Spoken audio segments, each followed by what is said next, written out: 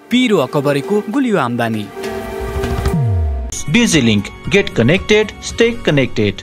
अकबरे खुर्सानी सुन्ने बित्तिकै तपाईलाई सम्झना हुन्छ तिखर जिब्रोमै गर्ने पिरो स्वाद। अकबरेको स्वाद सम्झदा कतिपयको त आँखाबाट आँसु नै आउन सक्छ। त्यही पिरो अकबरे खुर्सानी तनहुँको भिमाद नगरपालिका वडा नम्बर 9 भानुमतीका किसानलाई गुलियो आम्दानीको स्रोत बनेको छ। भानुमतीमा परम्परागत बाली कोदो मकै लगाउने किसानले यो पटक अकबरे लगाएका छन्। एउटै गरोमा लगाएको अकबरेले सबै बारीमा लगाएको कोदो मकैको तुलनामा 4 गुणा आम्दानी दिएको छ। अन्य खेती गर्दा चाहिँ अब हाम्रो चाहिँ परम्परागत बाली भनेको मकै र कोदो नै हो।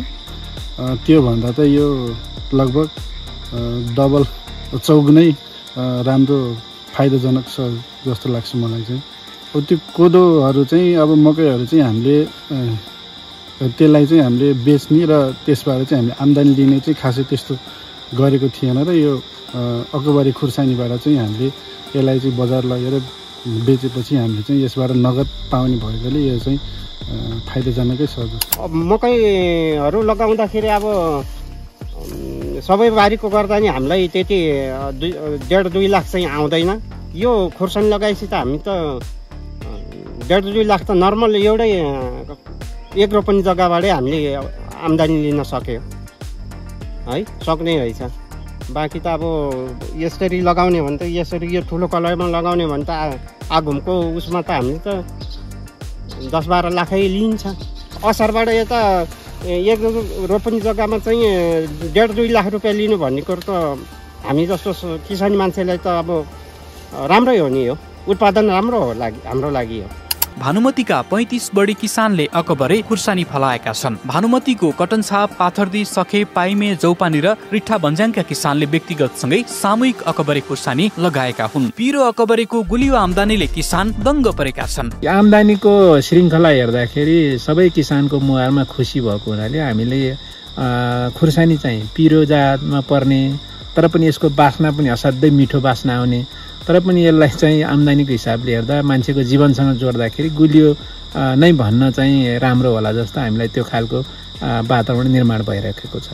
अकबरेको पकेट क्षेत्र बनाउनलाई भानुमती मुख्यमन्त्री जलवायु मैत्री नमुना कृषक समूहले 50,000 बेर्ना उत्पादन गरेर किसानलाई बाँडेको थियो। मल्चिङ प्लास्टिक र बिउमा भिमाद नगरपालिकाले किसानसँग 50-50% लागत साझेदारी गरेको हो। नगरपालिकाले किसानलाई प्राविधिक ज्ञान पनि सिकाइरहेको छ। उत्पादन र बजारमा समस्या नभएपछि यहाँका किसानले यो वर्ष कम्तीमा 70,000 रुपैयाँदेखि 5 लाख रुपैयाँसम्म आम्दानी लिने आकलन छ। त्यसैले त उनीहरूलाई पिरो अकबरे गुलियो आम्दानी भएको छ।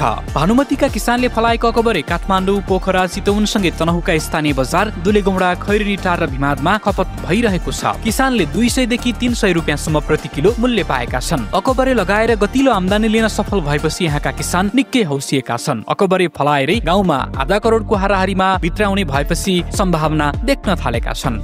सबै कृषकले पनि अब अकबरे खुर्सानी हुँदो रहेछ, हामीले मकै कोदो लगाएको भन्दा यसले अलिकति लाउँदा पनि यसले अलिकति केही नै फाइदा दिएको भन्ने कुरो सोच भएको छ।